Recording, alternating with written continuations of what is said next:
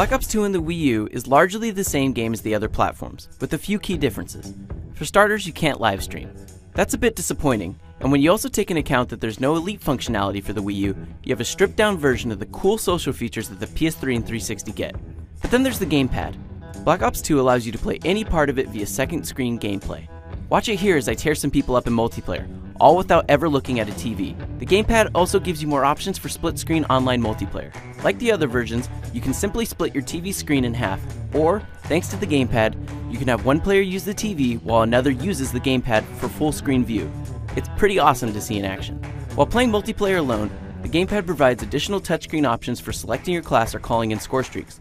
While I personally prefer to use the D-pad to call in score streaks over virtual buttons, I appreciate the new option of being able to switch my class without having to hit the GamePad start button and take myself out of the action. You can, of course, also play with the Wii U Pro Controller, Wii Remote and Nunchuck, or Classic Controller. The GamePad feels the most familiar, and after a few moments I was shooting people with precision.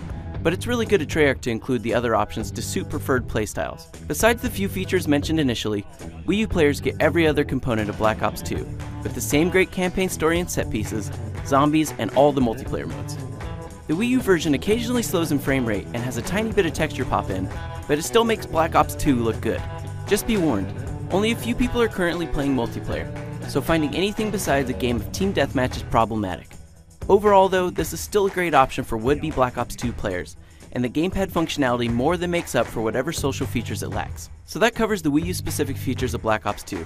Since the Wii U differences don't really affect the quality of the game, the original score still stands. For everything you need to know about the game, here's our original review. The skeptics among you might believe Black Ops 2 to simply be more of the same. Well, you're wrong. A host of improvements to multiplayer make it better than ever. Zombies is more fleshed out and bigger than what's come before. But most of all, Treyarch's taken the campaign in an unexpected direction, delivering on the promise of player choice and divergent stories. This isn't just another Call of Duty. This is, in many ways, a new beginning for the franchise. A benchmark that sets a new standard for not only what fans should expect for the series, but for big-budget shooters in general. Since there's so much to cover in this game, we're going to do things a little differently and break down the game into 3 distinct sections. Let's start with the campaign.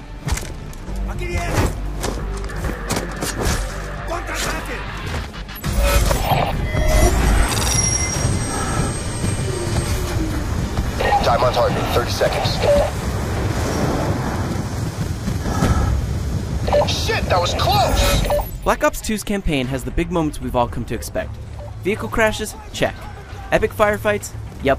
But what's really surprising is that the campaign manages to tell a story that not only makes sense, but is also emotionally engaging. This is partially due to the great facial capture Treyarch's employed, cutscenes that help flesh out the story, and great writing. During the Cold War era segments of the campaign, you play as a combination of returning characters from the first Black Ops, while in the very plausible feeling future segments, you play as protagonist Alec Mason's son, David. It'd be easy to muddle the time skipping, but here it's juggled well, coming together to form a story unlike any other in the series. Dark Knight writer David Goyer and game director David Anthony wove together an atypical narrative, with a villain that's both menacing and sympathetic. His name is Raul Menendez, and he forms the foundation for the plot, stealing the spotlight away from the heroes. The story feels decidedly mature, and far less brotacular than the typical COD fare. The best part of Black Ops 2's story, though, is that you get to shape its outcome. Like many people, I was skeptical about how well Treyarch would actually implement player decisions into the campaign, but they've done a fantastic job. Some choices you make are strictly binary, but more often they're subtle, relying on whether or not you finish certain mission objectives.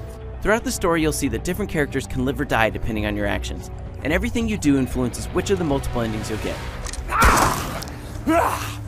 Of course, shooting is what Call of Duty games do better than the rest, and Black Ops 2 is no exception. The engine may not look as good as some games, but it consistently runs at 60 FPS, resulting in the crisp and responsive controls that no other shooter ever quite matches. There's always plenty to shoot in the campaign, and it's paced well with lots of breaks for more intimate story moments, as well as vehicle segments that put you in control of futuristic jets and creepy spider-like infiltration robots. Combat also feels a bit different depending on the time you're playing in, with Cold War era weaponry juxtaposed against futuristic yet believable tech of 2025. While they're instrumental to the outcome of the campaign and are a step in a good direction, the Strike Force mission's controls leave much to be desired. These missions place you in control of a group of soldiers, drones, and other units, tasking you with a variety of objectives and forcing you to lead them into battle. You can take direct control of any unit at any time, as well as issue them commands, which is a cool thing to see in action. The problem is that most of the time I felt like I had to win the fight on my own, and since I couldn't even have my forces rally on me, and they only seemed to be great at taking bullets that would otherwise hit me, I generally just ordered all my forces to move to a point. It didn't feel strategic, and it was immensely frustrating. Succeed or fail though, these missions will change the course of your campaign, at times dramatically. That alone makes them worth struggling through. Nice work, Mason! Hunter-killer drone on standby. Once you've gotten through the campaign, it's on to multiplayer, which has also changed in significant ways. It all begins from the moment you start, where you can jump right into regular online multiplayer, getting those endorphin rushes as you constantly level up and unlock items for your loadout. Or you can ease yourself into the experience with combat training against bots, and still earn experience. If that isn't appealing, you can skip the unlock grind and get competitive with the new League Play mode. This mode gets you right into the action, and after 5 placement matches, puts your team in a league where you can fight your way up from. It's a smart addition that shows how forward-thinking Treyarch is when it comes to integrating Call of Duty into the esports scene. What I like about all these options is that it shows that Treyarch doesn't care if you decide to do custom games against bots armed with axes, or if you want to form a team and hit the competitive scene, or even if you just want to learn from the beginning because you've never played the game before. They've made a super encompassing multiplayer experience that accommodates players regardless of their skill level. The desire to give players more choices also comes across in the new Pick 10 class loadout system. Here, every part of a loadout is given a value of 1, and you can delete and edit your perks, attachments, weapons, and accessories until they form a combination that adds up to 10. They've also added a new set of options called wildcards into the mix, which allows you to break game rules, giving you access to, say, 3 attachments on a weapon, or even allowing you to take more than 3 perks in a loadout. All in all, this results in the most robust creative class system to date, and gives even the most experienced players a host of new classes to try, tweak, and experiment with. Additional modes return alongside fan favorites to create a multiplayer you can easily lose hours to. On top of standard modes like Team Deathmatch, Capture the Flag, and Search and Destroy, as well as the returning Kill Confirmed, we get the fun options of Hardpoint and multi-team battles. Hardpoint is essentially a King of the Hill mode with a roaming capture pool. The multi-team battles mix things up considerably though, changing the dynamic of modes by allowing you to play 3 teams of 4, or 4 teams of 3, or a number of other combinations. When 4 or more small packs of players are roaming a map of Kill Confirmed, it gets nuts, creating an intensity and competitiveness that larger 2-team battles just can't match. If you want others to see the madness and are playing on PS3 or Xbox, you can even live stream your matches. Black Ops 2 social features are easily as elaborate as last year's Modern Warfare 3, with added features that give even the most hardcore players interesting ways to stay connected to Call of Duty, even when they're not shooting. You can watch and create videos in theater, spectate in matches and shoutcast them afterwards, or, for PS3 and Xbox 360 players, check out your stats and an array of other interesting data in Call of Duty Elite.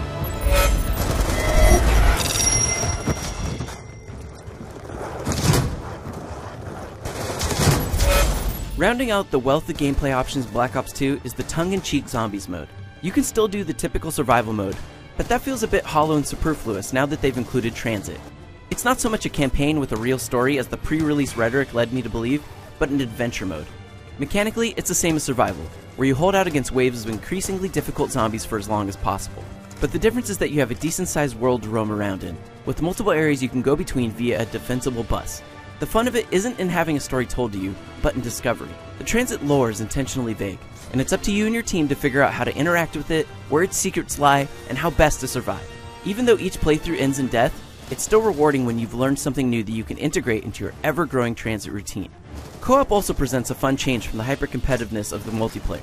Or, if you feel like being a bastard, you can always team up with your friends to take on other survivors in the new Grief mode. This mode places you in one of a couple survival locations from transit, and together with your team, you see if you can outlast another team of 4. You can't directly affect one another outside of the stun that interrupts revives, or by throwing meat that attracts zombies, but there's a certain madness to each round. You're racing to kill zombies to score resources for yourself, trying to protect your team, and at the same time attempting to funnel the enemy team into a position where they can get torn to pieces. It's a balancing act that provides a nice twist to the standard zombies formula. If that's not enough, they've also included custom game options for zombies, allowing you to do things like set it to be headshots only, or pick your starting round. What these options really do though, is they let you and your friends create an experience that's more closely tailored to your zombie fantasy. Alright, let's go, bitch!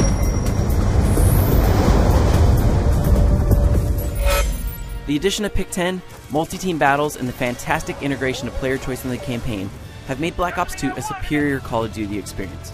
It's still easily recognizable for longtime fans, but it builds upon the foundation set down by the series, and challenges what we've come to expect from an annualized franchise. There's just so much game here to mess around with and enjoy. And if you've ever been a fan that got burnt out on the franchise, or are finally looking to jump in for the first time, there's no finer point than Black Ops 2. For more on Call of Duty, Black Ops 2, keep it at IGN.